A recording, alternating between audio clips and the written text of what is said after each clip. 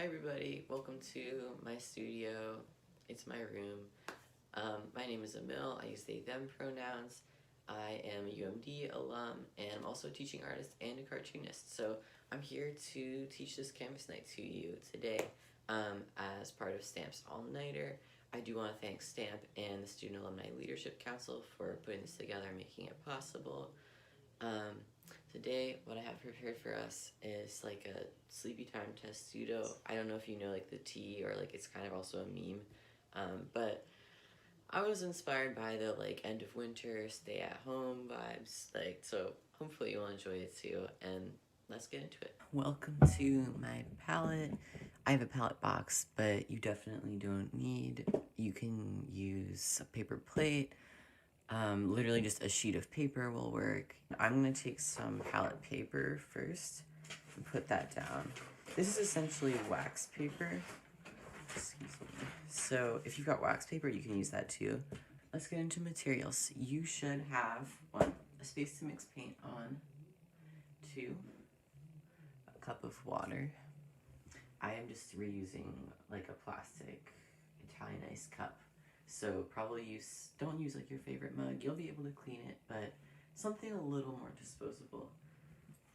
I recommend a paper towel as well. I have like a half one. I folded it in half again, so it's a little bit thicker. Just put that off in the corner.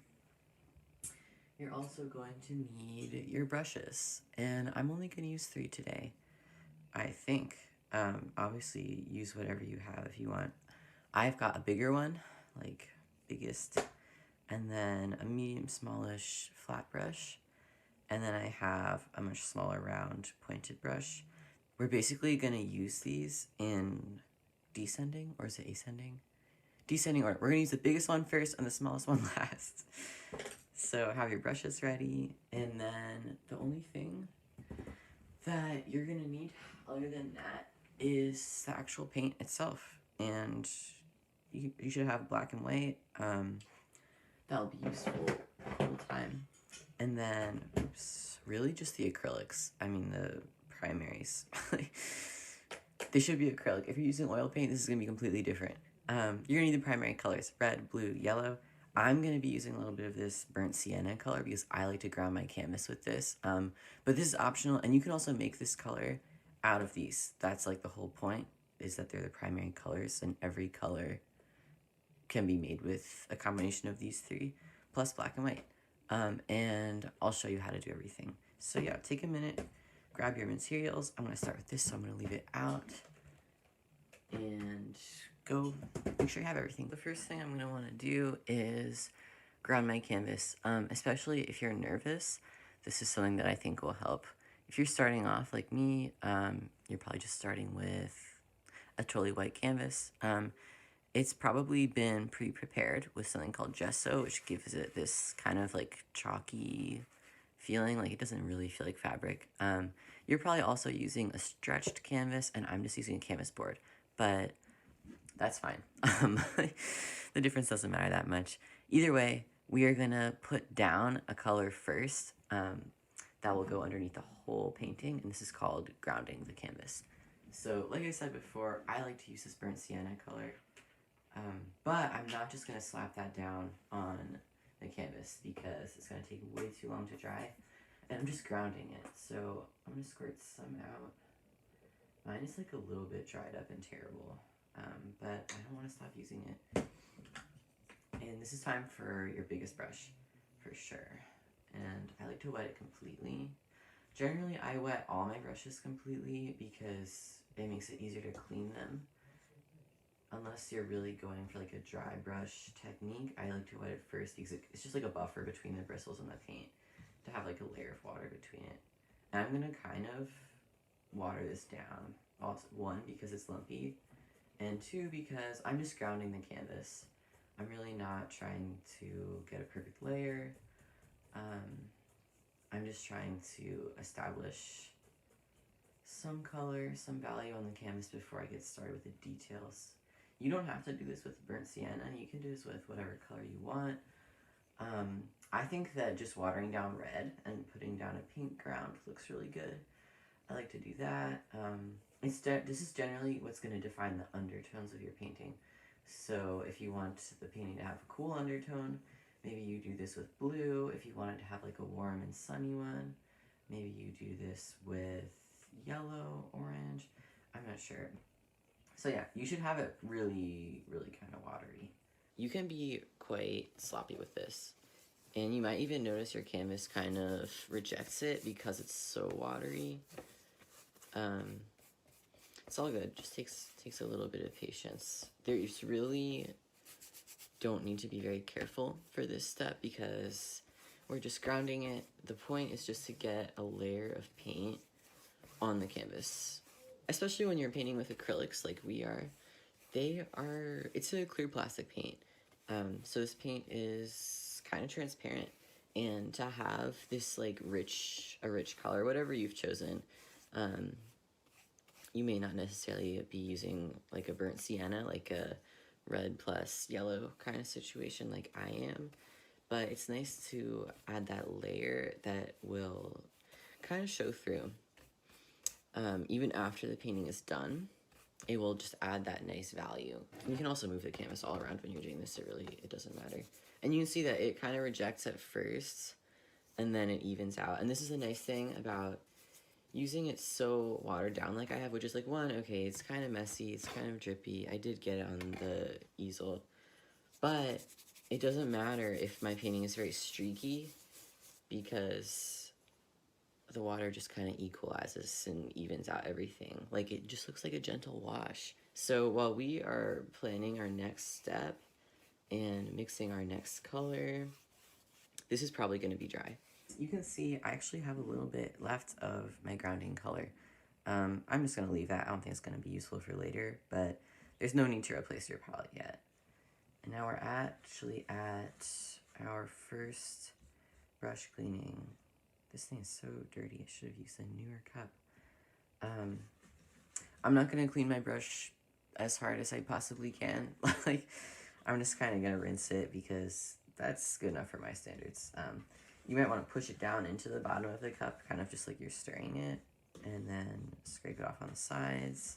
And then a good way to see how much you've cleaned it is wipe it on the paper towel. So I'm like, yeah, this water is a little bit brown that is coming off of my brush, but it's really not too saturated. And the next color I'm going to use is yellow anyway. So I'm going to edit in the panel of what the next step is going to look like, which so far for us is just a layer of yellow because we're painting an interior. So I know you're thinking, we just ground the canvas, what's the point? You can skip grounding if you want to. That's fine. If you don't feel like it, I don't mind. Like, I hope I get to see what you're making, but we're not even painting live, so please do whatever you want to do. If you hate my design and you just need to paint something else, I also encourage you to do that. I love seeing what people make. So yeah, there's not really a way to do this wrong. You can follow along with me as much as you want, and you can also diverge from what I'm doing as much as you want. So, like I said, like I showed, the next thing we're doing is a layer of yellow.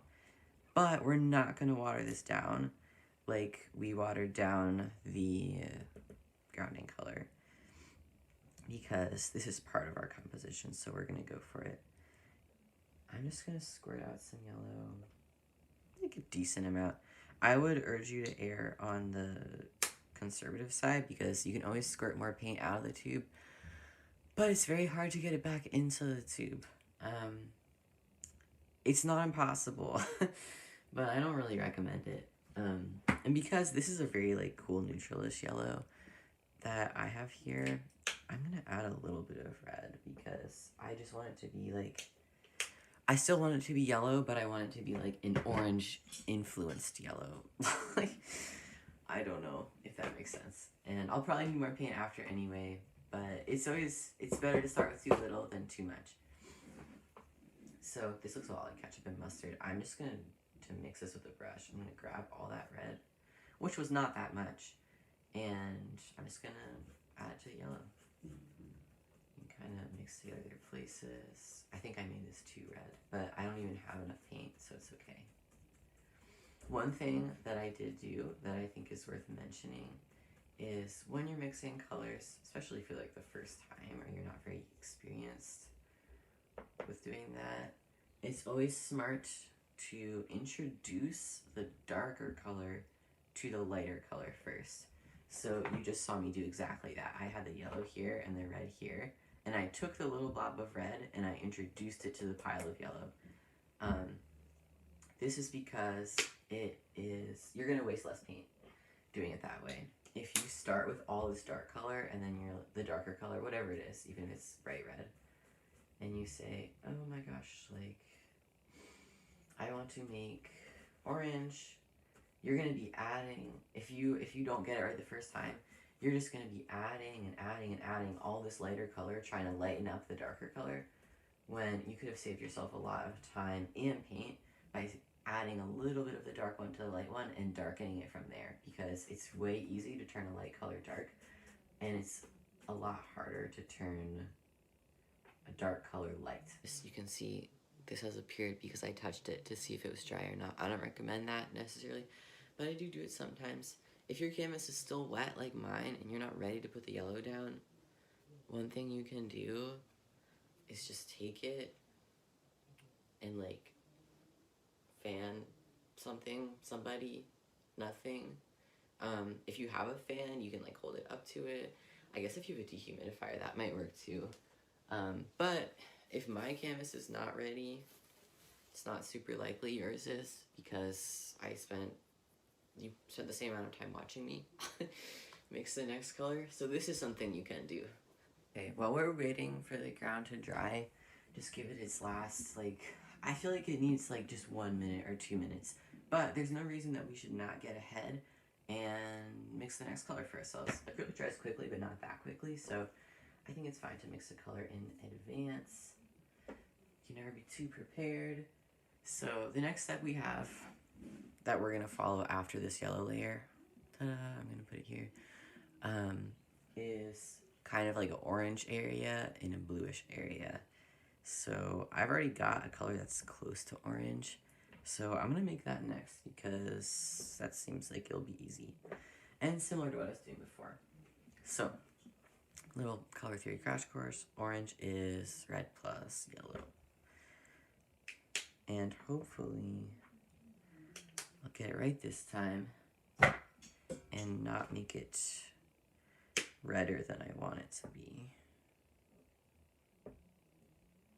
And I'm gonna use my smaller, well, I'll use my medium-sized brush for this.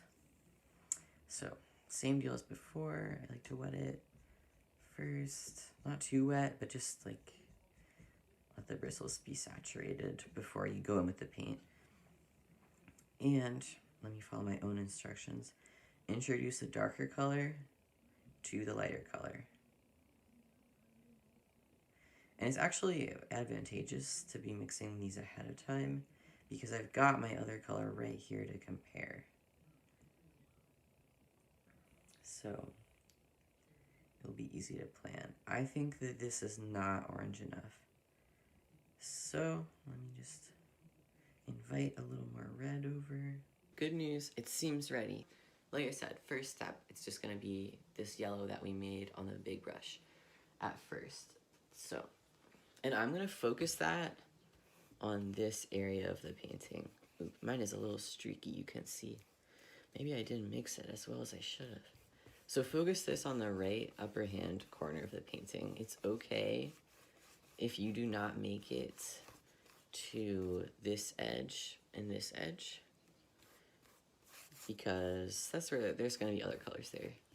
And this is really nice. I feel like this like tan orange that I have made, it's just like blending into the ground perfectly. In the viewfinder, it looks to me like I'm just putting the same color down, which is not what it looks like to my eyes, but it is a good sign that they go together. If yours is getting a little streaky like mine, like I feel like, I don't know, oops, that's still wet there. That's all right. Just do a little last minute mixing on the canvas. And I'm gonna try, I'm not gonna bring it all the way down to the corners because I just know that I don't need to.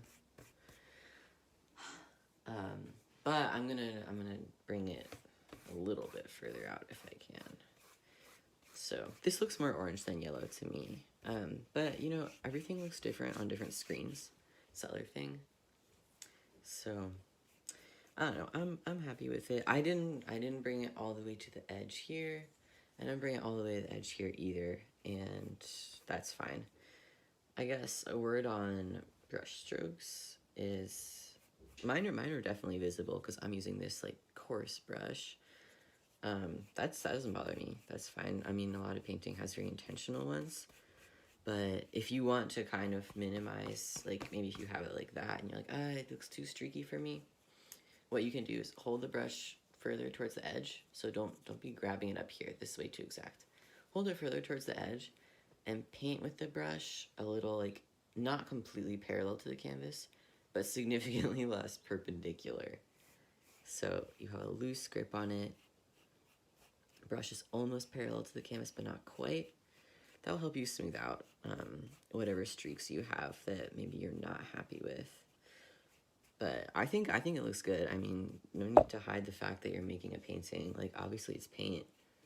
So you can even be intentional if you want to, like, have it going in a swirl. Maybe not, like, that dramatic, but, like, you definitely don't need to hide your paint strokes if you don't want to. And in fact, you can even use them to your advantage. But I'm just kind of going to quiet mine down in, like, a little diagonal here. And the edges are quite sloppy. So if yours are sloppy, that's fine too. I'm gonna just drop this guy off. I mean, I'll mix it a little to kind of get the paint out of all the little crevices between the bristles. But so I'm just gonna stir it and I'm gonna leave him in the water. I mean, don't leave your brushes. Do not leave your brushes in the water like overnight. But you can leave them while we're working. Like, just not for too long, especially if they're made of wood. It's just not good for them. So yeah, we've already done ourselves a favor. And we've got this next orange color next. That's going to go on the bottom. I'm going to insert the preview again, the digital one. So yeah, we already got this. So let's get on the canvas. Unless you were mixing your orange just then and didn't do it ahead of time like I did, the yellow or the orange, yellowy orange or whatever that you have is totally not dry. But that's fine because colors can mix, like, and I also think acrylics, and if you painted in a thin layer like I did with a rougher brush, it's probably gonna be okay. So what we're gonna do, we have our darker orange. Make sure, I mean, nah, it doesn't have to stand out too much. We're just gonna kind of make a line, maybe like a third of the way down. And you can see mine is mixing with what we just put down, this lighter color. But that doesn't bother me. They are basically kind of, they seem like they're in like the same family of colors. And I'm still able to establish a line here. So what you want to make sure is that, not like before when we were just kind of like sloppy and like this edge is not clean. We are going to make a clean edge here. Maybe a third of the way down the canvas. And then just draw that darker color out to the edge. And this is where you, again, like our grounding is kind of paying off. Because now we've got like 3 layers of warm colors. And I think it looks good. I think it adds depth. Makes it look richer. I don't know. This is very eloquent or historical words. If your line is not straight, I mean, first of all, I don't know how it would be straight, so don't worry. It's pretty hard to get it perfect. But don't worry. It's more important that it's like pronounced. So you don't want it to be all like muddy. Or like totally blending in with what's above. But it's not going to be perfectly straight. I mean, you could use a ruler, it would get really messy. Not necessary. So same deal with the strokes before. If you feel like it's too streaky, hold the brush a little more parallel, hold the brush a little more lightly, and just kind of, it's almost, it's almost like you're like petting the painting with the brush. Like, That's so weird to say out loud, but I hope it makes sense and is helpful. So yeah, and I'm not gonna, no, I guess I'll bring it. I'll make it easy. I'm gonna bring it all the way to the other edge. So you're probably gonna need to reapply the paint to the brush at least once. I don't know how you wouldn't, especially if your brush is a little smaller than mine. So take your time with this. But again, like, it doesn't have to be perfect.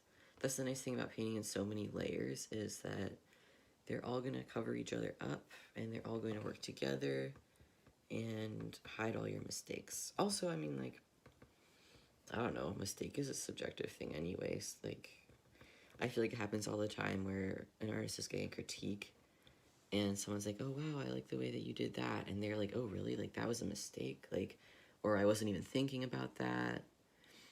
You know? So, except, I feel like, especially painting more so than other types of art, always feels more like a collaboration than like a controlled operation.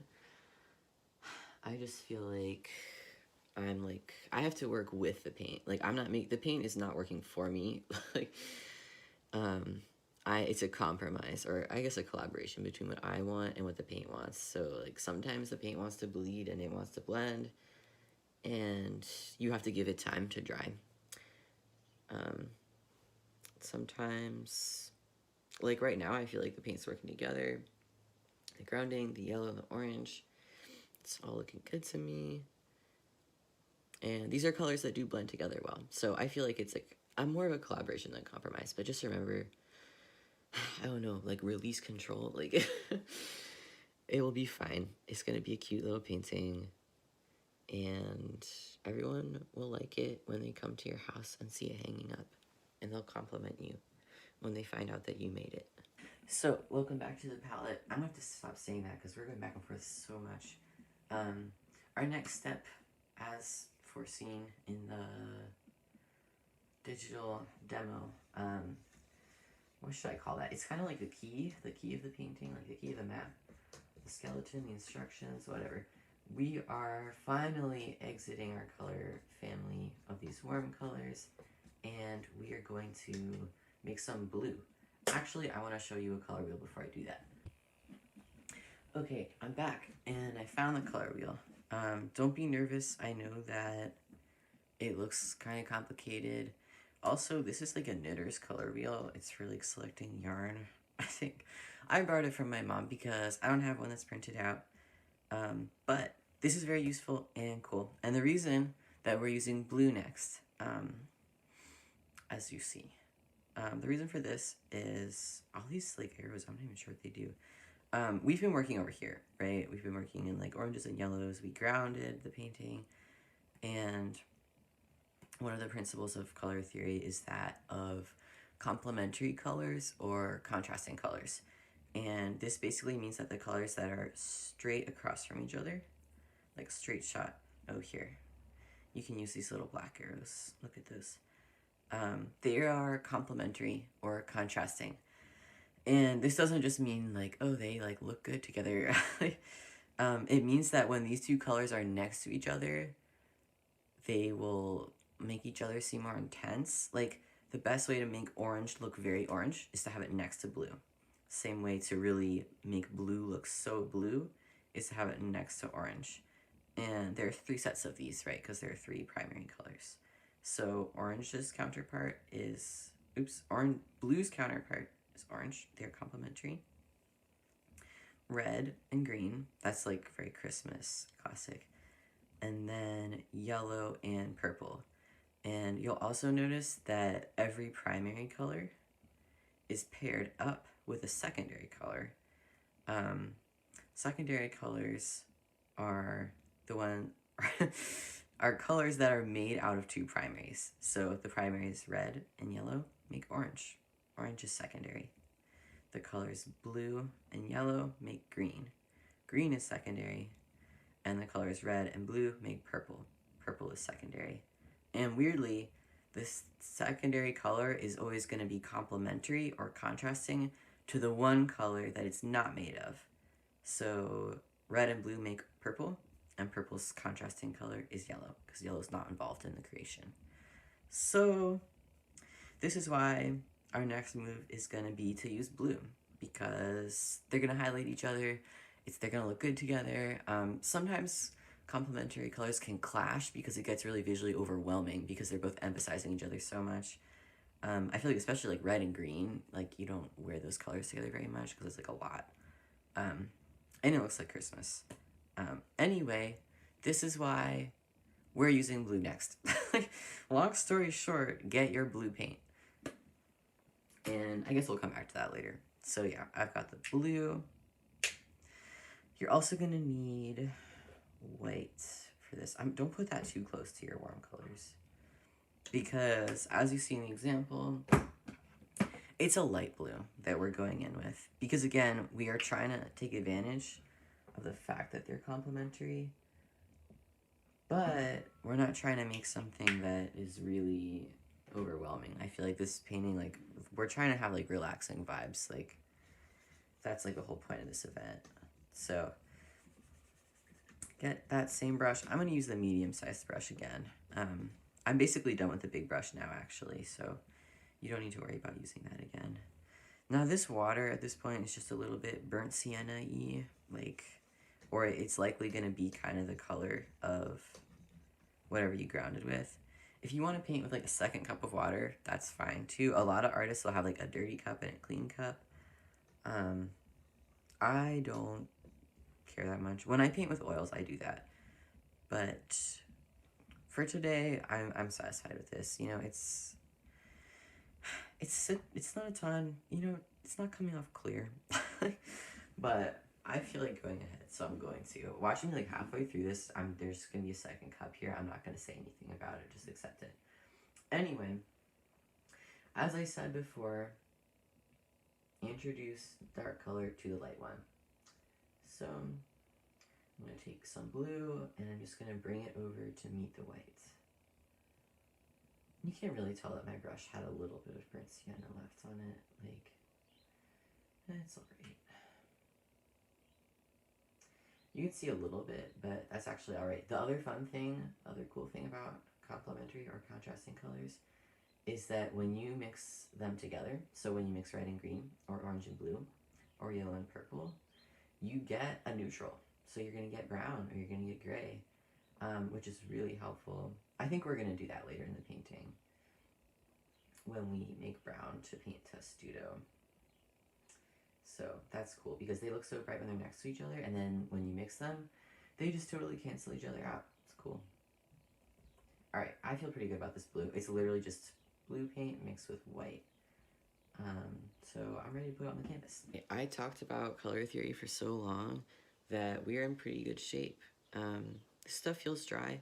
I don't recommend what I do, where you just touch it with your finger. Another good way to see if your painting is dry or wet, if it's acrylic, is to kind of like hold it in the light and see how it's kind of shining there. That's telling me that it's still wet. When you're getting that glossy shine, acrylic paint's always going to be a little glossy. It's definitely not matte, but you can see the difference here. This has more little white shines on it than this does. So I'm gonna go ahead anyway, because see, it's dry enough. I'm gonna go ahead, but if you need to stop, if you need to fan it again, please go for it. You're just watching this video, so you can pause me. It's not like when I paint live. So yeah, this is the only section we've got left that we did not go over the ground already. So I'm gonna take it out maybe to like also a third. So you've got the bottom third is covered by this, and the leftmost third is gonna be covered by blue.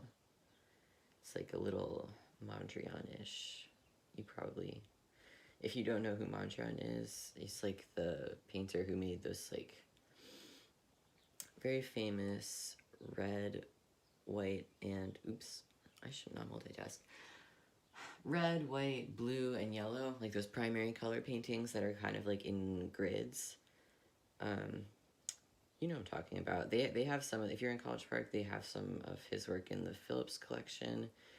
I think the last time I saw it, they had it like in the basement, But, you know, I feel like he's pretty commonly known, pretty popular. I also feel like this looks a little Mark Rothko-ish, but let me not convert this into like art history lesson. I'm gonna be more careful with this because I'm not going over a color that's in the same family. Like when I was doing this, I was like, meh, like okay, if some of what's below shows through, it doesn't really matter. But for here, I do think it matters, so I'm not gonna leave something like that.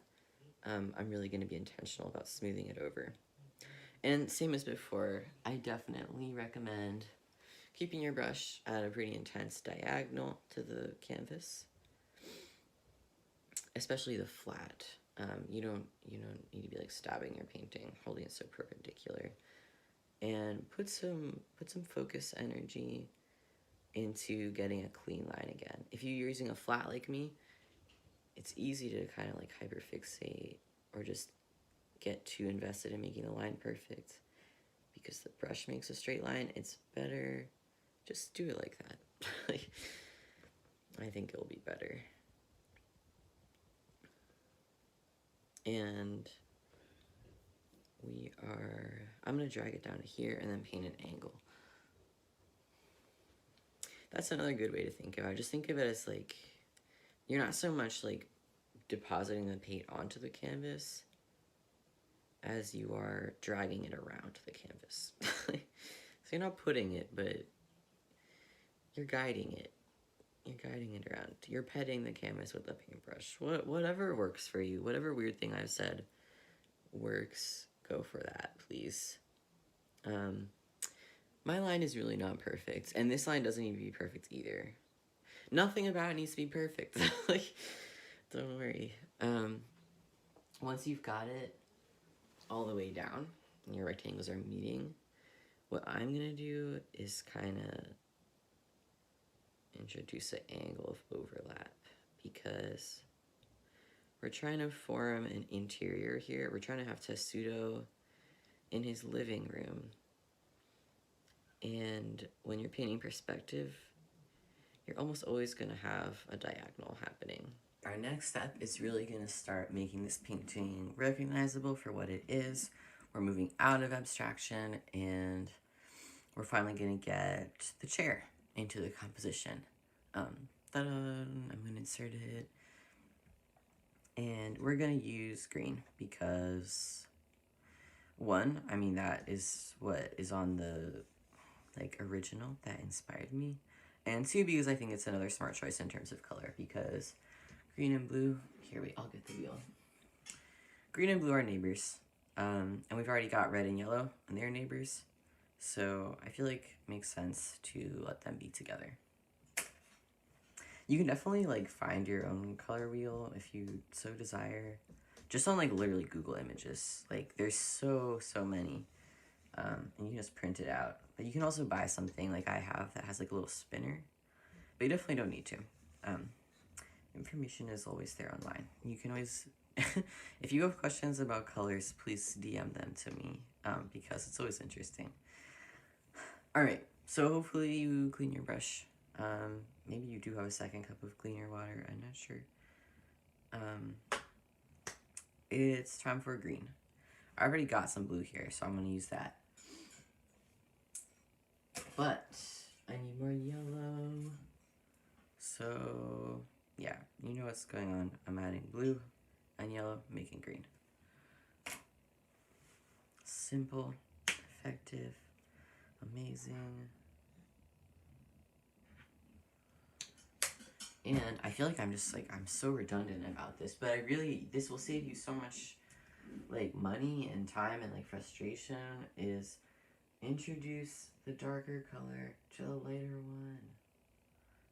And it even, sometimes I take a little and I'm I'm nervous to start with that much. I start with such a little amount because the dark pigments are powerful. Look how green that already is. You saw how much the ratio of blue to yellow was extreme, and I've already made a very definitely green. I think it's a yellowy green, but that is not yellow anymore, without a doubt. I am going to add a little more. I'm going to bring blue into play. It already looks like so much, like wow. So yeah, just get this nice green for the armchair. Now that I'm back on the canvas, I'm remembering another good reason that we're using green. Is because this darker orange, or maybe if this is more yellow for you and that's orange, that's basically red. It's not basically red. It's a red orange, and we all know that green and red are complementary / contrasting colors. So they're gonna look good together. I had to get my laptop because I really want to paint this chair correctly. It's kind of blob shaped. But don't worry. It's gonna be good. This is just gonna materialize over there. So hopefully at this point, you have ample time to get your green ready. I talked a lot. Try and find like the midpoint, like between this place and this place. Like, this seems like this is right in the middle. And just, I don't know, slap some green down there. Like, that's gonna establish where we're working from. And then I'm just gonna kind of do a line. Like, that's a line, kind of, and try and have like this space equal to this space. Mine's not quite right. Let me add a little more. Don't get your ruler out. Don't measure it. It's okay. Just make sure there's enough space over here, and there's enough space over here. My green line is not perfectly centered, and it doesn't need to be. Next, I'm just kind of gonna like round it a little, and you can see this is gonna be the armrest. So I'm gonna kind of have like the top half of a circle, like that. I feel like this looks like a really poorly drawn car now. So if it's easier for you, just paint a car. Just go for it, green car. All right, that decently looks like the top half of an armchair, but I think it's not tall enough. I'm also realizing that it looks like a turtle, which is funny. But I'm gonna make this taller. I'm gonna make it taller because, I mean, it's a squat little armchair, but that was just a little too squat for me. Oops, I made a mistake. Cover it up. It was just a little too squat. So now it's basically, you've got a semicircle with like some arm situation, something coming out of it. You can paint a car, paint like a turtle. This is also giving me like vibes of that like 90s like turtle sandbox. Maybe you know what I'm talking about. I can like insert a picture of it. Like, I remember like going sledding using the shell, like using the top of it. I didn't have it, but one of my childhood friends did. And it was cool. I just think that this is like exactly the same color. Anyway. Make sure, don't be cheap with the paint. I mean, don't be globbing it on because we need it to dry so we can move forward. But do make sure you get a decent layer over. Like, we don't want the yellow showing through. So this is only the top half of the chair, right? You're gonna need more paint. And at any time, I mean, it's actually pretty unlikely that you're gonna make the perfect amount of paint that you need. So it is totally normal if you're like, I need to pause you, Emil, and mix more. Or you can just mix more because I take so long to talk about everything, but everything's so interesting. So I don't know what to say. But yeah, don't be frustrated if you didn't make yourself enough paint, because how would you get that right on the first try? Let me say what I'm doing though. Draw it down. This line is not, it was there to help us get a little semicircle situation, but you don't need to preserve that line because it's a whole chair, not just the top half. So draw that down. Drawing it down. And then this is where we have to think about perspective again. You don't have to think about it though, because I already did. We're just gonna have a diagonal kind of here and diagonal here. So I'm gonna get more paint. And then I'm gonna mark like the corner or kind of where I want, because we're gonna be diagonal here and a diagonal here. there's gonna be a corner. I'm gonna mark it. I'm just gonna say, I don't know, here. Like, that seems fine. And then get one diagonal going there. And I'm gonna get another diagonal going there. This is an incredibly ambiguous shape. Like, I hope this is going okay for those of you following along with me. It doesn't have to be armchair. I mean, if this turns into a beanbag, that's fine. Like, plenty of people in college have beanbags. Plenty of people who are not in college have beanbags. I have taken a lot of good naps on beanbags in my days, and if you paint one, I'm gonna like it. So, don't be stressed. That's a good backup. If you don't end up with this chair shape, it's a beanbag. That's great. All right, but if you have been following along, you might have something that looks like this. And at this point, we've got a pretty interesting, like, abstract painting. Like, I think this looks good, and I would hang this up. But it's not what I'm trying to do today. So let's go back to the palette. So I was looking at my digital model for this painting, and I realized that it was just too easy that it was digital. And I think we should make a slightly lighter green, like just like ever so slightly lighter. So what I'm gonna do is get a little white. We're just gonna try and make that chair look more three-dimensional and less like it's just a cool shape. Although it is a cool shape and I like that about it. We're gonna just try and define some of the more chair-like elements. So let's get ourselves this lighter green. This is really nice that I've got some left over because I don't have to worry about making the green again and then mixing it with white. So hopefully you've got some left over too. But if you don't, that's just fine. So blah blah blah, you hate hearing me. You're gonna get tired of hearing me say this, but introduce the darker color to the lighter one. You save yourself. I spent so long like being cranky. Ooh, that was not enough at all. I spent so long being mad and mixing colors is so frustrating. When you just keep making a bigger and bigger glob of paint and it's still wrong. It's infuriating. I don't know. Hopefully you don't get as emotional as I do, but I also feel like it's like artist stereotype. Like, just sometimes you just have to be a little tortured. Like, I don't know, indulge yourself in being miserable. Don't do it, but if you feel miserable, like, accept it, live it, get it out of your system. Okay, I made... This green is still too light for me. Alright. Let me introduce some more. Because I still want it to look like the same chair. I just want it to look like a lighter part. I will explain. Why are we making it lighter and not darker? Because we're gonna focus on the arm of the chair that's kind of sticking out. I mean, the arms of armchairs do stick out, right? And the way to make something stick out in your painting is to lighten it or desaturate it, make it less colorful. And the way to push something back in your painting is to make it darker. So even though it's a two-dimensional surface, it is actually very helpful to think about it three-dimensionally. So you're like, oh, that armrest is not sticking out enough. You want to lighten it, pull it forward, and you can be like, oh, that background is just not, it's not far enough in the back, it looks like it's the midground. Darken it, push it back. It's very three-dimensional.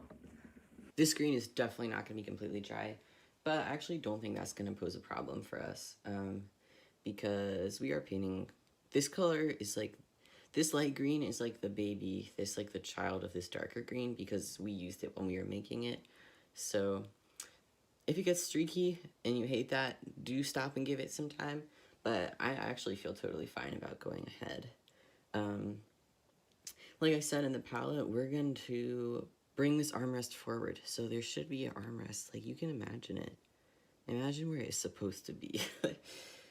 And make it happen. Like, just kidding, I'll explain it. I'm gonna just kind of, again, just start with a blob. Just, if you're feeling hesitant, be like, should that be there? Yeah, that seems fine. And then I'm just gonna make it a little bigger, a little rounder, and I'm gonna drag that down. Ooh, that's so very blobby. But you can kind of see, hopefully, you kind of got what I'm trying to do. You might also want to use a smaller brush for this step. I'm realizing now I'm going to tough it out with this one because it helps me go faster to use a big brush.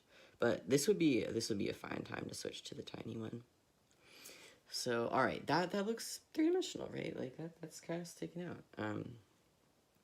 What I'm gonna do next is just kind of make a line here, because that's still the chair. Actually, yeah, why not? I'm just gonna do this. I'm just gonna paint this whole area lighter. And if you, maybe I'll leave this line here. I don't know, now I'm just freestyling. We're gonna go back with a marker, those of us who feel like it. So if you kind of lose a detail because you're doing this, don't worry, you can get it back. Especially if you want to make it more illustrative. I'm pretty sure it's illustrative, I don't know. I should know. But yeah, it's kind of catching the glare, but it's light green. I'm gonna do that. Whatever, I mean, yeah, I'm pretty happy with that. I might also, I'm just gonna put like a little bit over here and draw that down because it's like, yeah, okay, there we go. I mean, it looks weird, it looks shiny, like, but I think it's good. I think this is an improvement. Oh, actually, this is why it's looking weird. I can't explain these shapes that I've just made. You definitely want to get like a big rectangle here for the arm, and then you can even extend that to the side here. Bring it up, because this is a lumpy chair, right? So it's fine to paint these big shapes and blobs like I have. You don't need to worry about getting this line here. If you don't get this line here, that's okay. You can go back and add it with a marker. We're gonna do that soon. But yeah, and then I added a little more over here because this is the other front of the chair. I had a random line there. Maybe I'm gonna do that. I don't know. This is another place where you might get lost and you might get stuck, like fixating on it. It's fine. You can always go back. The nice thing about, sometimes acrylic is stressful because it dries so fast, but in that way it's also forgiving because it will dry fast and give you a second chance. To paint over it, so you're like, oh dang, I didn't like that, would have done it all. I want to cover this all up with the original green. You can, you just need to wait for it to dry and you can cover it. Oils are not like that. They take like 2 weeks to dry, but even then they take longer to like fully chemically dry. It's so much. I like them. I actually do like them, but this is forgiving. It will be okay. This is really catching the glare. Hopefully you've got a good idea of what I just did. Arm, side. And this also does not, this chair is not the focal point either. So if you feel like it looks a little weird, it's gonna be okay. We're gonna paint Testudo sitting on there and he's gonna be the star of the show. We're gonna paint Testudo sitting there and he's gonna be the star of the show. This is okay. This is the time, if you haven't done it already, switch to your smaller brush, for sure. Now, what would be easiest for me would be, just to kind of go back with this burnt sienna, because that is actually like perfectly Testudo colored. But I am not counting on everybody who watches this having that. So let's get the color wheel and think about how we can make a burnt sienna color. Like I said before, complementary colors make neutrals, and neutral is like brown or gray, other kind of like foggy colors that are very natural, like something you'd find in nature. What I'm gonna do to make kind of a warm, this is like a warm brown Testudo color, I'm gonna go for mixing red and green, because although there are other ways for me to make a neutralish brown color, oops, I didn't get any paint on it. Although there are other ways, I have found that orange and blue make a much more gray, because the blue really brings a lot of like cool grayness into that mix. And I have found that purple and yellow also makes a brown, but it makes a cooler brown because of the yellow and because of the blue that is in the purple. So I think that a brown that's made out of green and red is going to be our best bet, because I want to play up this red color, because Testudo definitely has warm undertones. Like, I don't know the last time he got his makeup done, but I think he's got warm undertones. So let's get started. We're going to mix red and green. We've already got red. That's in the tube, and it's actually already on the palette. But before you can start using it, we've got to make green again. So I'm just going to try to make, like, I don't know, a pretty medium green. Like, I don't want my green to be too blue, and I definitely don't want it to be too yellow. So this is also why it's kind of feels like a bigger project sometimes to mix a neutral color, because you can't just mix two colors you already have. You've got to, first I've got to make the green, then I've got to mix it with the red. Maybe you've already got a green paint. In that case, you've got it easier than I do. But I think it's cool to be able to paint with only acrylics, because then you show people you're painting and you'd be like, I only used like 3 colors. I just use the primaries. And it makes sense, like that's how color theory works. So it's a cool skill to have. Let's make this green, bring the blue into the yellow. I'm not going to say it this time, you know what I'm doing. Alright, that got green really fast. Nice. It's a little bright, but it's all good. And now this is, wow, actually, that was very easy to make that green.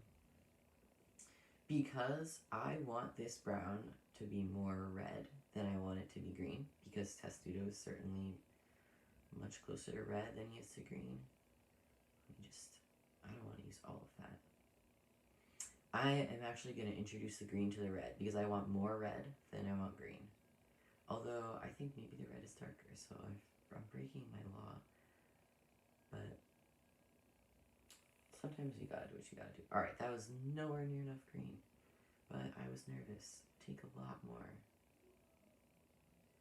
And then it's like magic. It's like, whoa, that's just like, it's kind of purpley. It's definitely more of a purple brown that I've made right now. But when you think about it, that makes sense, right? Because red is involved and blue is involved. And I got something kind of purpley. This is why it's kind of fun to know the color theory. I can say, alright, this is a little too purple for me, so how can I make something less purple? The way to do that is add its contrasting color. They mute each other, they cancel each other out. So even though I'm working with a red and a green, I'm still thinking about other complementary colors. I don't know, it's cool. So, is this usable? No, that's dry. Even though this is still brown that is made out of red and green, I'm going to get the yellow involved again, because now I've gone too far in the direction of purple, and yellow and purple, they'll fight. They'll cancel each other out. And hopefully give me something more neutral. I don't know if you can even, if these differences are even really detectable by camera, but hopefully they are. Like, maybe if you're watching this on a big projector, it's like really easy to see. I'm not sure. Alright, so that made it less purple. I still think it's too red. So, it's definitely close. I mean, this is very, very close to what I want, which is something like this, right? But this is definitely redder than that. Actually, it's so good when you tap that there. So, now I think it's too red. That means I need to add more green, because red and green are complementary. That means I have to make green again. Whatever, I can do it. It's fun, though. I feel like, hopefully you feel, like, proud of yourself. Like, wow, like, I executed color theory, and I made a neutral, and I understand what I did. Alright, that's getting much closer to where I want it. Let's finally get Testudo on here. I'm gonna say, you can see right here what I'm doing. He's really just like a few ovals, like a body oval, a leg oval, a second one, an arm oval, another arm oval, and like a little head oval. So it's actually not too complicated. They're gonna come together. I'm gonna start by painting his right arm, so it's on my left.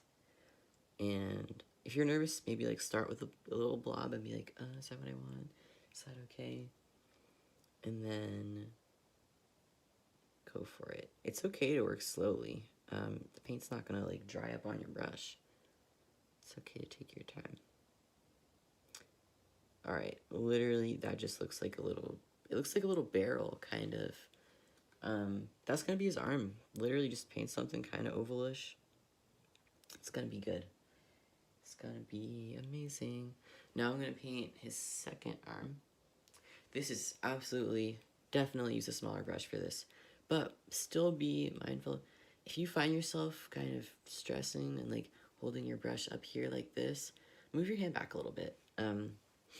It does give you more control to be up here, but it also, if your hand is shaking or you don't need that much control for things to work out. Your painting is going to look more fluid and more relaxed if you're holding the brush a little further back. All the way back. If you want, that's going to be difficult. So medium is good. Keep a loose grip. The tighter you're holding the paintbrush does not mean like the better you will do. Like you don't need to grip it like your painting depends on it, because it doesn't. Yes. So actually, I've got too much paint on the brush. All right. And it's really just time for another oval. Like, I don't know. Oval again. Kind of like sitting on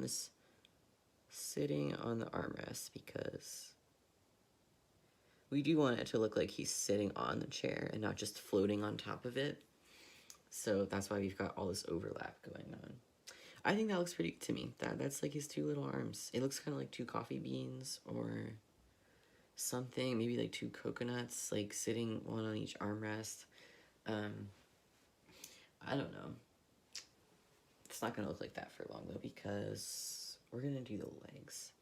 I mean, you can do the body. You don't need to do this in the order I'm doing it. I'm doing what makes sense to me, but that definitely could be different for you. I'm gonna do his next leg. I'm not gonna make this totally ovular, because I do feel like he does have like the bottom of his feet. So if you want, you can kind of like make that edge a little more flat. But again, it's basically another coconut or an oval. Then second leg. Maybe a little more flat on the bottom for this one, but whatever. Doesn't have to be. And again, this might be one of those places that you want to retouch or like go in with a marker when we do that at the end. Don't do it now. You're gonna ruin the marker and get it all painty. But it doesn't have to be perfect. Probably won't be. And it's still gonna look fine. All right. I'm gonna do his body now. I'm not gonna do like a floating head. And I've already done all this hard work for myself by getting the limbs. So I've kind of got two between the armrests and one on each armrest. Your testudo might be sitting in a different position than mine. That's cool. That's fine. I'm not worried about it. There's no way we're gonna all make identical paintings, so don't stress. This is an example, but our paintings are not gonna be identical.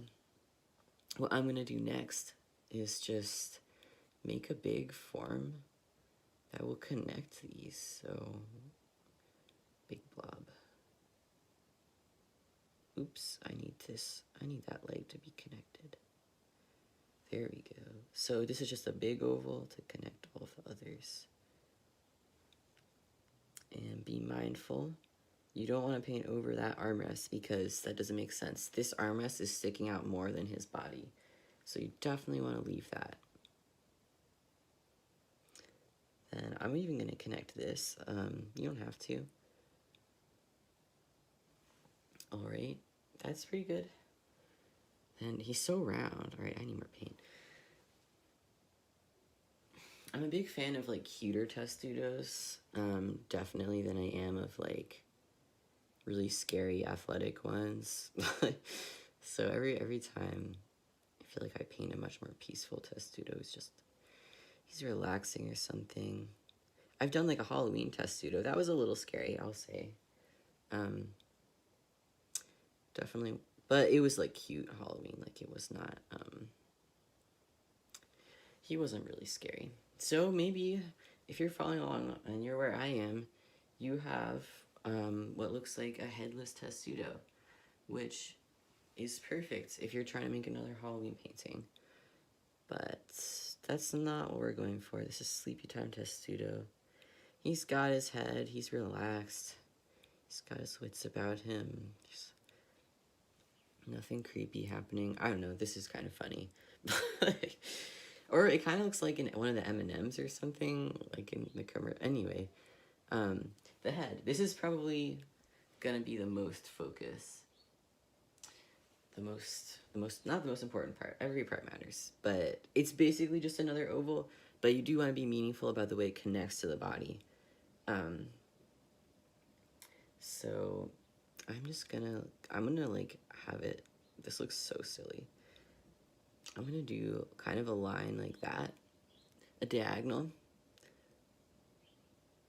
and then I'm gonna do a little snout. So funny. Let me make that bigger. And Testudo's really pretty boxy. He's pretty, I mean, he's round, but he's kind of geometric and boxy. What we're gonna do now is finally have some fun with the details. Yay. Lucky for us, Maryland colors are red and yellow. And those both come in tubes, so we don't have to make them. I already got some red here.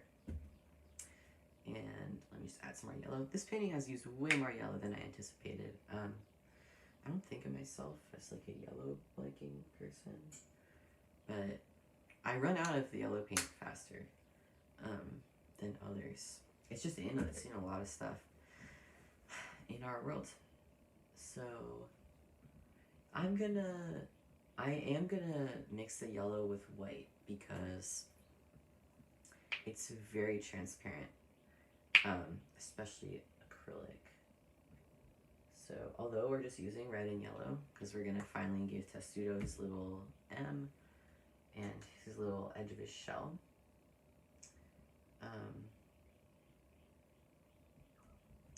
I just think it's gonna be, what am I saying? If we add a little bit of white to the yellow, this is not color mixing here, this is just like practical, it's gonna make the yellow a little bit less see-through, especially because we're putting it over something that's darker, which is like the brown that we just laid down to make Testudo's body. It's not really gonna change the yellow, this doesn't look very different than it did when it came out of the tube, but I'm just adding a little bit of white to it so that it will have a better chance of standing out against the background that is dark, which is brown, and a little bit of green, both of which yellow is, I feel like, related to. So I just want to make sure this yellow has a chance to actually show up. This is totally optional. You have different paints than I do, presumably. I mean, maybe we've got the same ones, but if you got the ones from Stamp, then we don't have the same paints, and maybe your yellow is a little more opaque than mine. So yeah, I think that Testudo is probably still drying, but let's see what we can do. Like I said, Testudo is still drying, so it's time for my technique. I'm just gonna fan him off. And this part of your painting should probably be dry enough to touch, but be careful. I've decided I'm done with that. It's time to stop. You're gonna want the yellow, same one. We mixed a little white with it, but it's basically still yellow. Thinnest brush. I think if you got the stamp materials, your brush may even be thinner than mine. That's great because we're really gonna get into these details right now. So don't glob the paint on. I've even, let me get that to focus. I think I've got a little too much, so put some back on the palette if you had as much as me. Alright. I'm gonna do the kind of like the rim of his shell. It's gonna be here, and it's gonna be here. And you might get nervous, this is kind of exact, I'm just painting a straight line. Don't clamp up and hold your brush like up here. Keep holding it in the middle. Don't stress so much. And actually, the faster you go, the more like fluid your motion is gonna be. Like if you're really slow, every shake you make is gonna show up. But if you move a little faster, you can use that speed to your advantage and you'll actually paint a straighter line. Let me make sure I'm not covering it up. So yeah, just paint a little yellow line kind of between his armpit and his knee. Right over here. That's gonna be the rim of Testudo's shell. All right, we're gonna do the same thing, but up here between his shoulder and his neck. So just a line, just one line. Ooh, I made that a little thicker than I wanted to. It's okay though. So okay. All right, I feel okay about that actually. I feel like it looks round. You can see where it's going. Once I get it on the other side, it's really gonna come together. So I feel like that part might be a little too wet. But I don't know, what's art without a little risk taking? I'm just gonna do the same thing, big swoop right along the edge. And so you know, I'm not painting over the brown, I'm painting next to it on the green. But you don't have to be doing that. I'm just trying to follow the lines I already made. And sometimes it's not your only choice to do a big swoop. You can do it in a few little parts, like I just did. Just like, again, it feels like you're just petting the canvas with your brush. So yeah, that's the rim of his shell. I think it looks pretty good. If you decide to clean it up, something you can also do is get that original green later and neaten up that line. But I feel okay, like I'm gonna leave it. So I'm gonna get red next. I'm not gonna take you to my palette because I'm just using the red from the tube. It's nothing you need to watch. Got red from the tube. I mean, I rinsed the brush too. You know the drill at this point. So I'm gonna try and get a little bit of the outside of his shell here. And that's gonna go like here. And this is another opportunity to clean up that yellow line you made before. I'm gonna take advantage of that. I made it a little too sticking out over there. Let me just clear that away. So just another red area. See how it's it looks like three, like now, oh, you can kind of see the back of his shell, right? But you do want to make sure it doesn't really go over the armrest. The next thing we can start to do is get Testudo his little M. Grab that same yellow that you used before when you painted the edge, or make it again if you need to. Again, it's pretty hard. You can't really know the future and know how much paint you're gonna need, so if you need to stop and make some more, that's totally okay. This is a little stressful, right? Sometimes I like to do like a fake out, like that's where it's gonna go, like just to like prepare myself. So the first line, it's gonna be really close to his arm, like this. I don't know, that's the first line of the M. All right, that's not bad. Second line, little diagonal. Third line. Ooh, you can see that brown's not completely dry. So we're definitely gonna have to wait before we go on with the red. That's fine though. almost done. And now the last part of the M. I'm gonna make this because he's not facing us exactly, right? He's kind of like a 3/4 view. He's looking at something that we still have to paint. This is why I didn't make that line, the first line of the M, perfectly vertical. It actually makes sense for it to be at an angle. So the second line, let that be a little diagonal too. We're getting to what I think is probably going to be the most fun part of the painting to paint, which is the fireplace. Fire is cool. I mean, like, objectively, but painting it is fun too. So what we're going to need first is to establish the background, which is like the pit of the fireplace, because we can't just paint a fire on the blue. It's going to look like, what, the wall is on fire? This is what I was talking about before. We need to push the fireplace back. So we need to get a darker color to push the fire back. Excuse me, we need to get a darker color to push the fireplace back. And then once we've carved out that space, we can paint the fire inside of it. So we need a dark color. And it's going to be on this blue wall. So I'm thinking that we should try to make a neutral using the blue. And we can refer to our very useful color wheel again. I'm going to point this arrow to blue. So I'm going to mix orange. They're complementary, contrasting. They're going to give me a nice neutral together that's kind of bluish, that's hopefully going to look like a space carved into the wall for a fire to be. So lucky for me, I already have some orange left over. If you don't, you know what to do. Red and yellow. And I'm going to use the medium brush for this again. So get that wet, see what that, it's got some green in it. Let me rinse that a little better. And my orange is kind of drying up, so I might need to make another one. But let me grab this blue. See, I'm going to use that. I also have a feeling I might need to add some white to this, because I want it to be a little pale. Yeah, that was nowhere near enough orange. So I'm in the same boat as maybe you, and I've got to make more. Luckily, I've already got the ingredients here. Make it over here.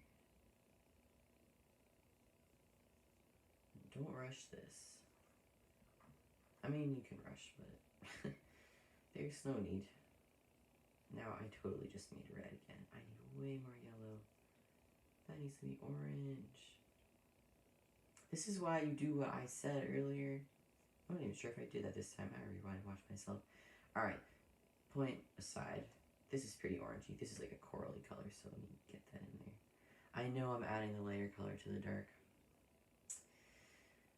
I should just never have said anything. Alright, so you kind of see these are neutralizing each other, right? It's like kind of green, kind of pale looking. It's still a little too blue for me. I hate to say it, but it is. Oh, this is getting really ugly over here. This might do it. I have a feeling this might do it. Okay, so this blue should definitely be dry. I don't know how it would not be. I'm even going to touch it because I'm so confident. It's got to be dry at this point because we took so long. I took so long doing this. What we're going to do is make a little fireplace shape. So maybe you want to put down some blob first and then have kind of like a line. Like, don't draw it all the way down to this orange. Leave a little bit. But this also really does not have to be an exact shape. You can have like another semicircle. Like, remember when we first painted the chair? We had that like semicircle shape. You can do a similar thing here. And I'm gonna bring it over. And look, we're already like following perspective because we're just following this line here that we already made. So that's easy for us to follow the rules of the perspective we've established. Literally, I mean, paint yourself like a little half circle kind of situation. And I think that's good enough for me. I want to make it a little bit taller. Actually, Yeah, I'm gonna make it a little taller because I want to paint like a really nice big roaring fire. So let me make that a little bigger. Now I'm realizing I shouldn't have been lazy about making more orange before, because that's literally what the fire is. It's orange. I should have just done it. I'm running out of space here too. Hopefully you're not. Alright, brush is clean-ish. Still got some red, but definitely need more yellow. This is my only tube of yellow. I don't have an extra one, so I've got so much excess here. I'm gonna do it that way. We're making orange, so I will follow my rule this time. Introduce the darker color to the light. Alright, oh, that actually went surprisingly well right away. Very nice, agreeable orange. And then I've still got red over here. And I'm also gonna leave some plain yellow here too. This is definitely not dry, but if you're painting with a globby enough paint, like I have on this brush, I mean, this is not a stingy amount of paint, I think you can go for it. Because especially if your lines are a little more streaky, it's gonna look cool. It's gonna look like it's moving. So I'm gonna be like really expressive at this part. Oh, it's totally mixing, but I'm okay with that. You know, like really just like let it be blobby. Let me go in with some more. And this is another, when you're painting in kind of more, this is like, I guess, a more expressive way. Definitely, sometimes I do just feel like I'm just putting the paint down. I'm not moving it around or like petting it around anymore. I'm just putting it down on there. And the fact that it's merging with this blue, I actually like, because to me it looks like the fire is really coming out of the fireplace. So even though that was unintentional, I'm not counting it as a mistake because there's an interpretation of it that I like. So think about that if you're feeling down on yourself about your art. That's basically all the orange I made, so I'm gonna move on now to get some yellow in there. Again, like really, you can be globby with, you can really like load it up on there because we're not painting another layer over this, so yeah, that looks so cool. Hopefully you can see what I'm doing with my hand here. I'm holding the brush pretty vertically. Again, stabbing your painting, holding it perpendicular is not great, especially for this. I'm holding it almost parallel to the canvas, and I'm just kind of dragging it down. So I press, and then I drag it down, and then I just lift it up. Just lift it up. And if you're not cool with the blending, then pause me. Give yourself some time to wait for that. I'm gonna add the red next because I feel like that's really gonna make this pop. I feel like it's gonna be a very cartoony, very hot fire. So hot. Ooh, it's also gonna look a little bit like ketchup and mustard. And I mean, there's definitely, I'm just putting these colors in random places so it looks like they are kind of even.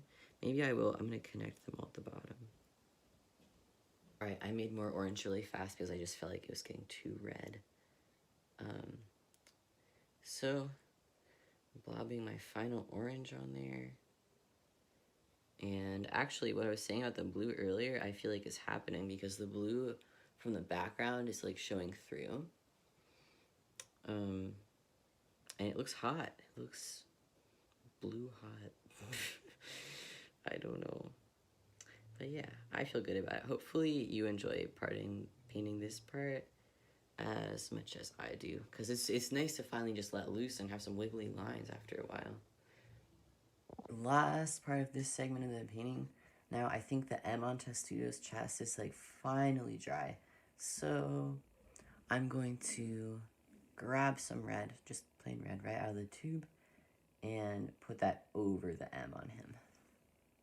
Last detail of this segment.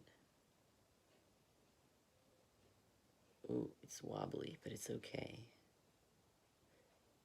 If yours isn't dry at this point, then just wait for it. I'm just painting another M inside the M I already painted because it's, I don't know, it's a detail I can afford to paint.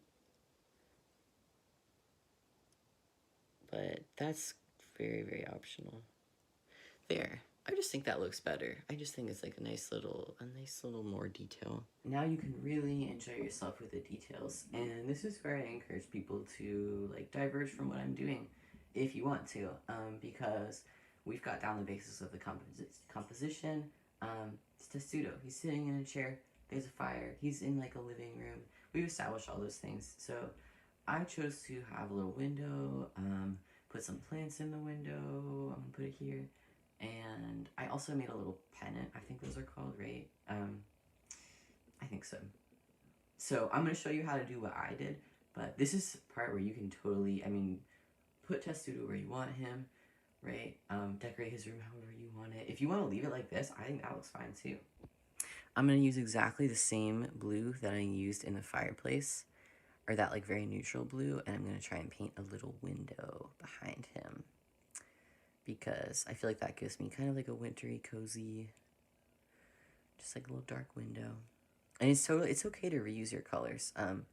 It's not even necessarily lazy, because what's the word I'm looking for? Continuity. It will give you it can it can give you a sense of continuity in your painting if you're repeating colors. So I actually don't think it's lazy or a bad thing to use this same blue that I used in the fireplace for this window. And like I had it, I didn't even have the window completely in the shot. This is another little hack, I guess. This is a way to make your paintings of interiors. This is an interior, it's like the inside of a room. Maybe a little more persuasive or a little more homey, is crop things out, actually. Because if everything is really neatly inside, like if I painted the window here, maybe it can look a little too perfect, or like a little too presentational, and actually it's a little more realistic, right? Like when we look at things, we don't see everything. Stuff is cropped out of our vision all the time. So it's a little more realistic and a little more immersive, actually, to have a placement that is like not perfectly central. Also, what this is gonna do is, what I was talking about, continuity. These two shapes kind of seem like they're balancing each other out, to me at least. I don't know if you feel that it's happening in your painting, or maybe you disagree with me that it's happening in mine. That's okay. But I feel good about it, and I also am not painting, that's a wonky corner, that's weirdly round. I'm cool with it. But I think that's gonna make like a nice sense of balance, because this area was really light and it had like nothing going on. So that's gonna be a window. Once this dries, I'm gonna come back and paint some plants in it. But I also want to paint a little pennant here, because I think that'll be good for the composition. So back in my palette, I'm gonna keep using this medium-sized brush. My paper towel's gotten really dirty. If yours looks like mine, maybe you replace it. I'm gonna make you work, or flip it over.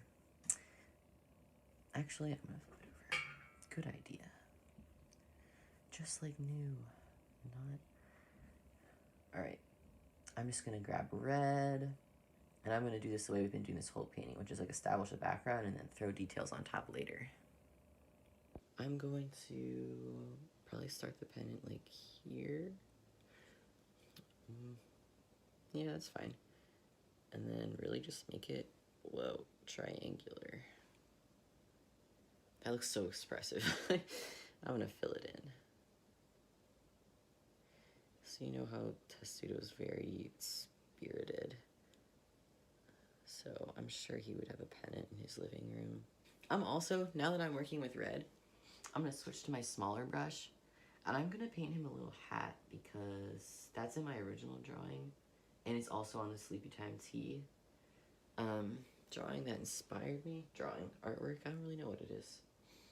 So I'm gonna give him like a little long nightcap, since I've got this red. I'm gonna switch to the smaller brush, kind of just paint like a red rectangle oval on him. Now it looks a bit like a beret. So if you want to have him with a beret, that would be really cute. I like that a lot. Especially, you know, artist things. I actually don't have a beret, but I should. I kind of do want one. Anyway, if you want to make it a little nightcap, all you need to do after you've painted the beret is paint a triangle coming out of it. And it might be advantageous here to hold your brush like this and pull it up. So try and draw a triangle. Like that. Hopefully, I think you've got... Oh no, you don't have a good view of what I'm doing at all. My arm's in the way. I'm doing it like this. So, literally, beret, triangle coming out of it. Now, all we need... Oh, I'm running out of red. At the bottom is like a little pom-pom. So cute. And we will get to his face, I promise. I think that's easier if you use like the Sharpie or acrylic marker, whatever you've got. So I promise we'll do his face. Maybe it seems weird we're giving him a hat before we give him like facial features, but this is what makes sense with the paint. So yeah, I think that's a cute little nightcap. Having black paint is somewhat of a shortcut you can take, especially if you're painting something more illustrative like we are. I think it's okay. If you feel like you need to mix it, the fastest way to black, in my opinion, is yellow plus purple. I mean, yes, yeah, I do mean that.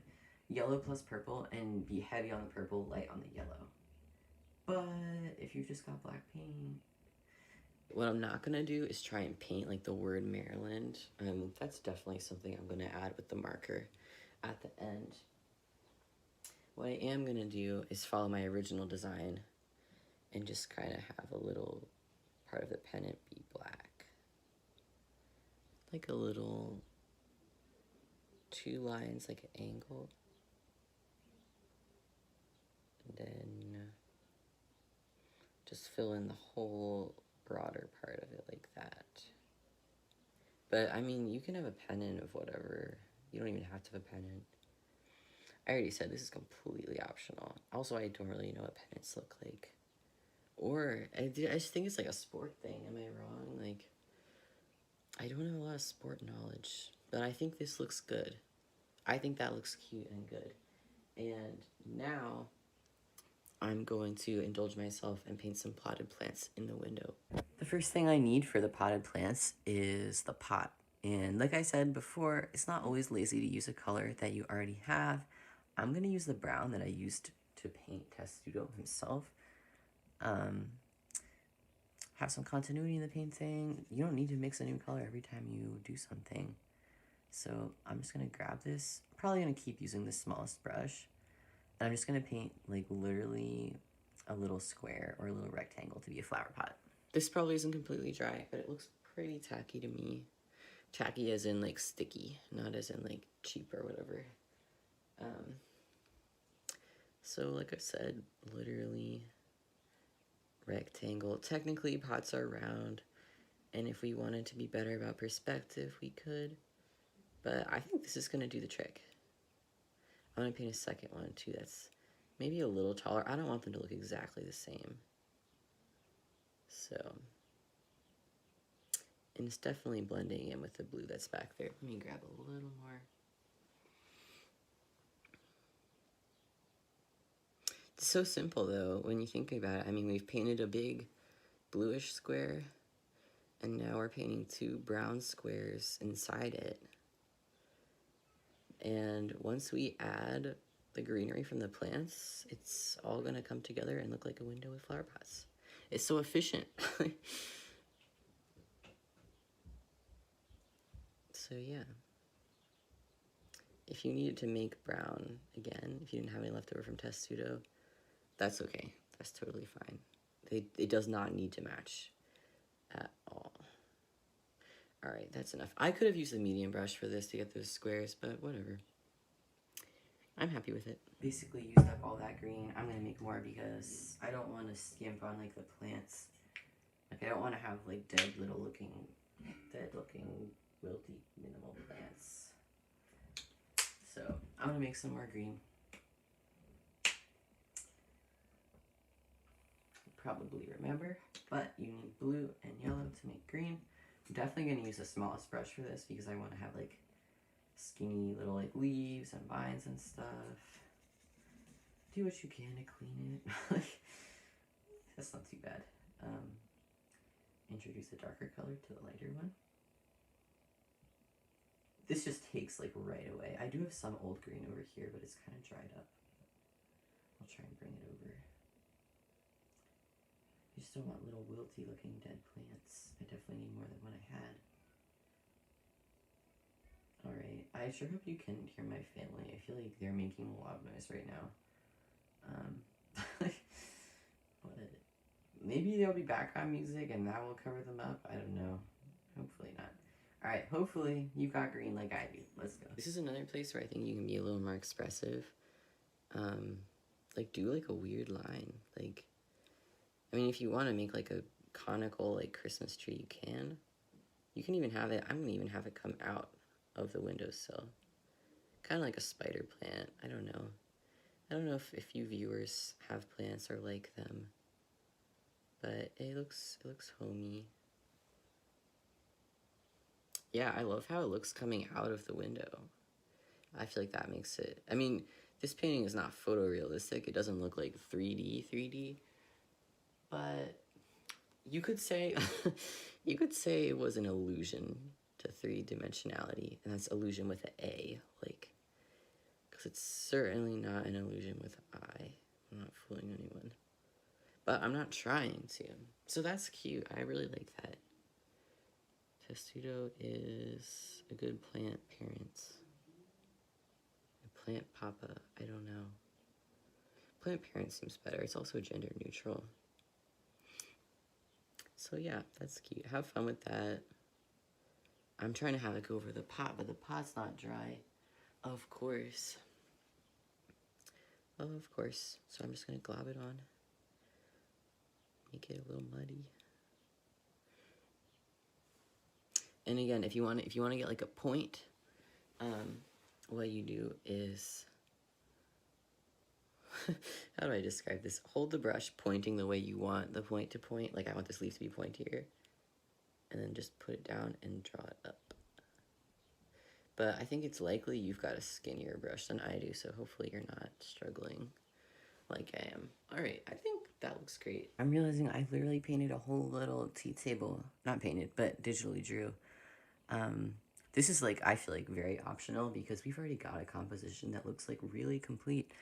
But if you want to do this little tea table, I would recommend grab orange. Oof, I'm gonna have to make orange again. Alright, let's do it. Yeah, I would make an orange that is yellower because we kind of want it. I was imagining it's kind of like wood, right? Like a very light wood. Not like a balsa wood, light wood, but like, I don't know. Not like mahogany. I don't know that much about different woods. But, you know what I'm doing? I'm making orange. I feel like I've made orange like 10 times. I'll count it when I go back and edit. Like, how many times I have had to make orange. But hopefully you made orange more the first time. And are not like me. I'm going to take the smallest amount of red because I feel like this red is just so potent. And I really want this to be yellowy.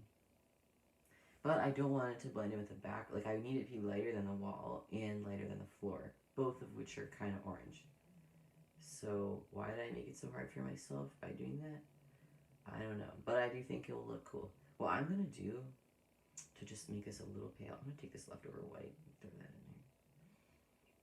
Just to give it, like I said, to give it a better chance of being more opaque, like how I added the white to that yellow before. It's definitely a good idea if you are just worried about a light color being too transparent. Adding white to yellow does something totally different than adding white to blue because the blue paint is so much darker. But you can kind of get away with adding a little white in the name of opacity when you're mixing something lighter like this. At this point, there's absolutely no way the chair is still wet because it's been so long since we painted it. So yeah, that's totally dry. If yours isn't though, if you went faster or you didn't do some details, you know, wait if you need to, but you don't have to. I'm just gonna paint an oval here to be the rectangle. Literally, to be the rectangle, what the hell? I mean, to be the table. Those words don't even sound similar. I guess they kind of do, like rectangle and then table and tangle. but literally slap an oval on there. You could make it more angular if you wanted to care about perspective, but we already did some things. You know, the chair has angles, table's round, it's gonna be okay. And then I was a little minimal. I'm not even gonna say lazy, because I didn't even give the table 4 legs. I just gave it 2. But doesn't that look like a table? I know that would not stand up if it existed in reality, but it does a job for this painting. You know, we have enough cutesy 2-dimensional things that I'm pretty confident you can get away with this. Again, if you want to make those feet look pointier, hold the brush so the brush point points in the way you want it to point. So I want it to point like that. And that. It looks almost like a fishtail or something. Whatever, that's cool. If you want to go a little harder in terms of making like depth or making the top of the table pop, like look like it's really standing up, you can make the legs, you can make those a shade or 2 darker than the top of the table. But I'm not really going to worry about it, because this is just like one of my like finishing details. It's definitely not the focal point. The focal point we already gave a lot of time and attention to, and that was testudo. So I'm satisfied with this, but if you are feeling committed to creating depth, make those legs a little darker. This is good enough for me though. I'm gonna get some white so I can make a teapot. I think this is the last step besides tracing. I forgot to film myself squirting the white paint out, but you know what happened. Like, you know what to do.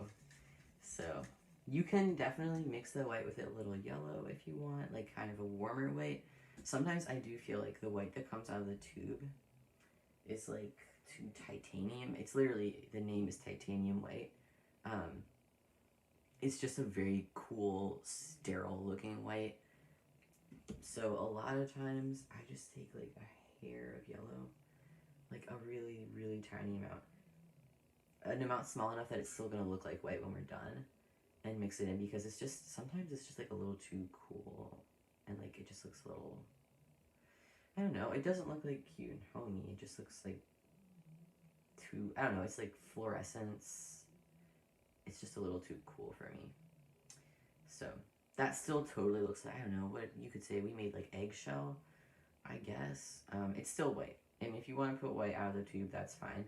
I'm just not a big fan of the white that I have, because it's a little too cool for me. So that's the way to get around that, but it probably took you less time if you didn't do that. So that table's probably not completely dry, but there's some other white details that we can get to while we're waiting for it. This is really the finishing touches. I'm so excited. I'm going to, this table's still wet. This is the last thing I painted, as you know. I'm gonna paint a little white circle up on the pennant,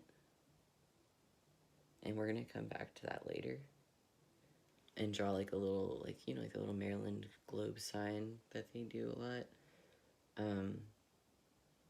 We'll get that with the marker later. I don't know, should I risk it and do the teapot? It looks shiny, right? No, it's definitely too wet. All right, here's what we can do in the meantime though. There's a lot of paint on my brush right now. I'm gonna get some of it off. Just rub it on the palette, because I want the brush to be kind of dry looking. You can see it's kind of flattened out. This is totally optional, but I was thinking of doing it. I'm gonna try and like create the illusion of some bricks, because in the original tea cover, this is like stone, right? And we acknowledge that. I mean, it's cool. It's definitely a cool stone, but we could still do some like streaks, especially with a drier brush like that, like I have. It's gonna integrate it into the background better, because we're not gonna be painting solid shapes. We're painting things, they're a little scratchy. Can you see? I want to make sure you can see the effect of the dry brush. It's called dry brush painting when you do that. It just looks a little more like stone. I'm gonna do that like all the way. And if it gets too dry, put some back on the brush and then wipe it off. I almost never get the amount that I like want exactly. See, now I've run out, so I gotta get more. But not a lot. Like, I don't know, it's just hard to get it right. Definitely don't press super hard if you're worried you've got too much. But yeah, this is also completely optional. You can leave the wall blue. I just made literally like little alternating scratches. I feel like I have too much here. I'm not gonna use my finger. You can use a dry part of your paper towel to kind of lift some paint up. And don't wipe it because you're gonna drag it around further. Like that's what the brush does. If you've got a little too much somewhere, blot it. I felt like that brick was just too light compared to the others. And it's okay if the paper towel's a little wet. That's actually maybe that's gonna lift even more. But you might not want to do what I did and use a paper towel that's mostly dirty, even if there are clean parts. You might just want to get another one. You can rub it a little bit if you're really gentle and you do a bunch of tiny rubs. But fibers from the paper towel can come off. I think it's all right. Get more paint on than you were doing for the dry brush, like normal amount.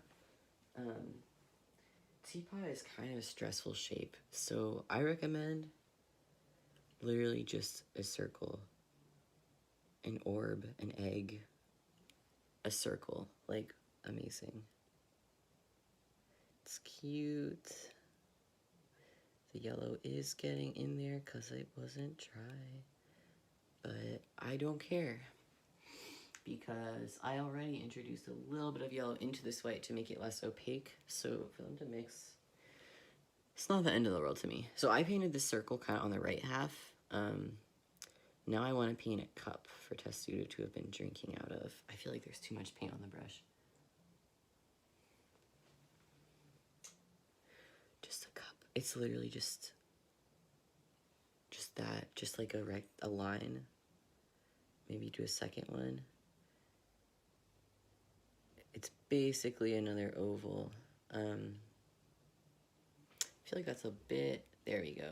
It was a bit overexposed in the camera. Let me move this over so you can really see what I've got. So you got a circle and you've got maybe a blobby oval. I would not even call it an oval or a rectangle. Next up, handle of the teapot. Literally just a blob next to it. And the spout of the teapot, a line, a blob coming out of it. That looks like a teapot now, but it's just three shapes that are next to each other. When we go in, I'm going to put more white on top because it's mixing. When we go in with a marker, those of us who choose to, I'm going to outline this teapot and make it look more like a teapot. This is, if you want to do a little extra mile, you can put a little blob on top. That totally looks like a teapot. I'm shocked. And then, oh shit, excuse me, there's a handle on the mug too. Literally just another blob next to it. That looks great. That looks great. Hopefully you've waited long enough for your painting to dry. Maybe it's the next day or later in the night. It shouldn't take more than an hour, but you definitely want to make sure it's completely dry for this part. So here's what mine looks like. It's totally dry. So make sure that's where you are at too. Next, you're gonna take your Sharpie, or I'm using an acrylic marker because this is what I have, but a Sharpie will work well for this too. First, I have to shape the marker and get it ready. So now my marker is ready to go. I'm gonna start with something safe. I'm gonna just outline the fireplace.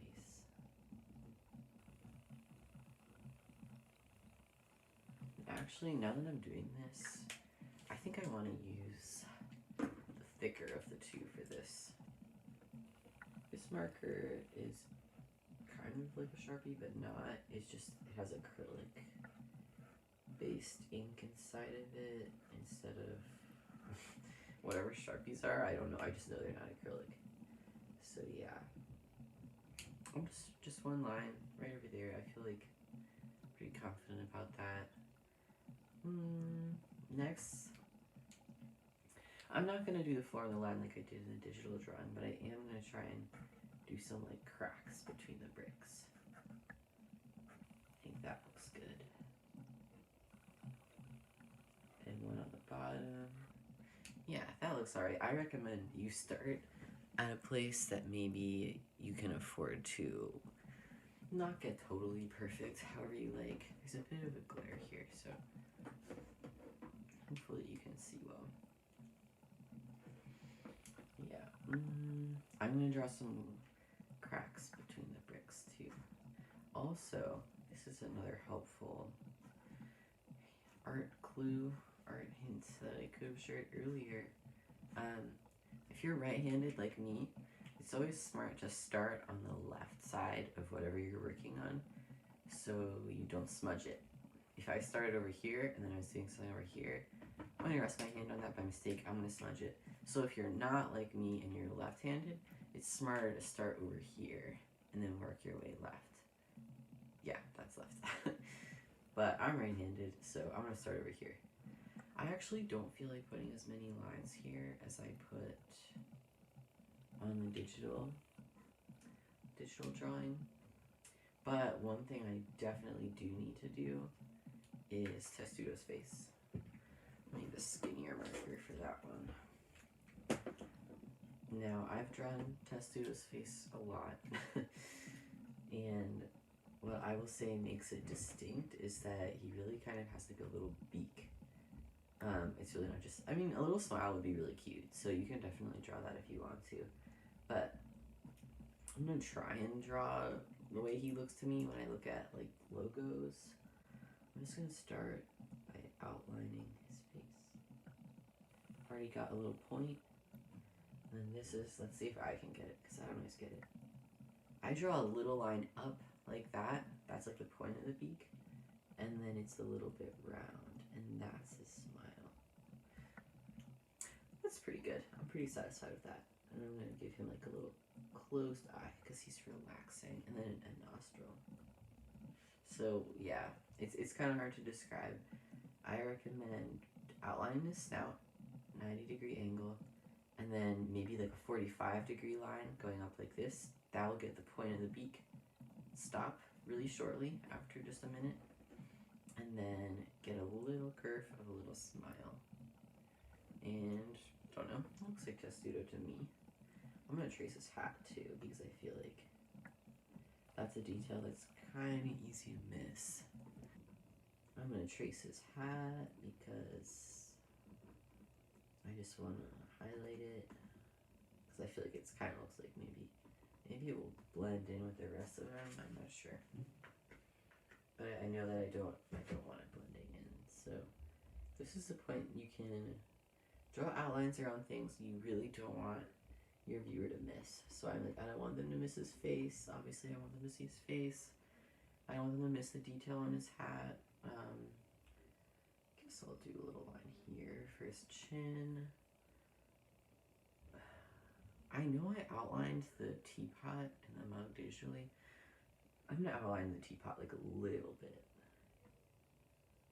And this part hopefully isn't too hard because you're just going over what you've already done. One thing I am going to do, I'm going to make the teapot actually a handle. So if you just painted a blob like I did, you can just draw a dark little blob inside. And then I'm going to do another for like the actual spout. There we go. Hopefully, I wonder if you can hear my family talking to each other again.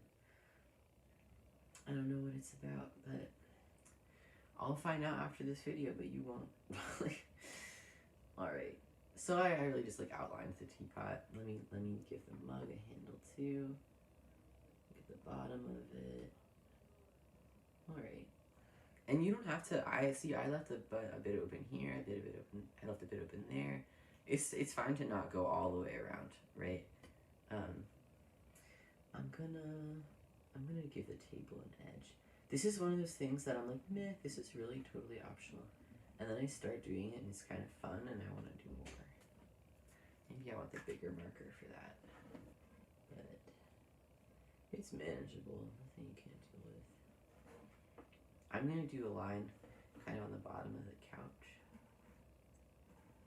Maybe kind of like suggest the idea that there's a shadow under the couch. Yeah, that looks good to me. I'll do a line back here to suggest that maybe there's like a shadow behind the couch.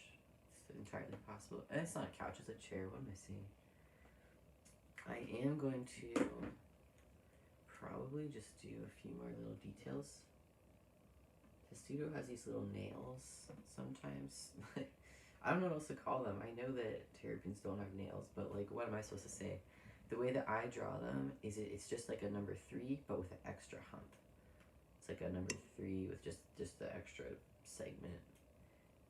And that almost always works really well. I'm gonna maybe try and define this arm a little more. Yeah, that looks good to me. Now that looks more like he's actually got an arm. Also, don't be afraid to like rotate your painting. Don't be scared to move it.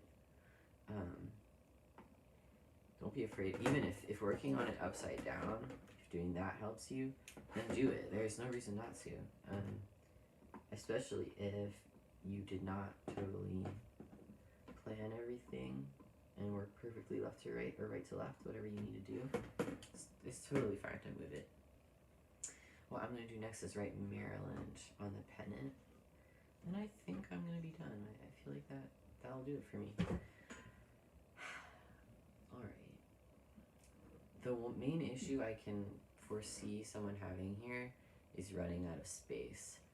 So my advice for you is to write the last letter first. So that's the D from Maryland.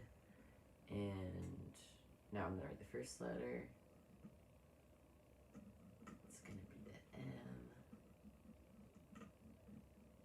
And now I have a much better idea of where I'm going with this. And I think it helps you visually plan better to know where both ends of the word are going to be. I think that we're good. And if you're using a Sharpie, it should dry almost instantaneously. If you're using an acrylic marker like me, I can't imagine it needing over 30 minutes to dry unless you colored like a huge part of it. But yeah, I think this looks pretty good to me. This looks like a final product. Ta-da! Okay, and that's the end of my tutorial on our time together. If you share your work to social media, please tag me because I really love to see it. That's the only drawback of doing like the pre-recordings. I don't get to see what everyone has made. I'll put my handle here or somewhere. You can find me on Instagram and Twitter at Emil Yvon. It's just my name. But yeah, hopefully you had a good relaxing time making this, and I'll look forward to seeing your work on social media. Bye!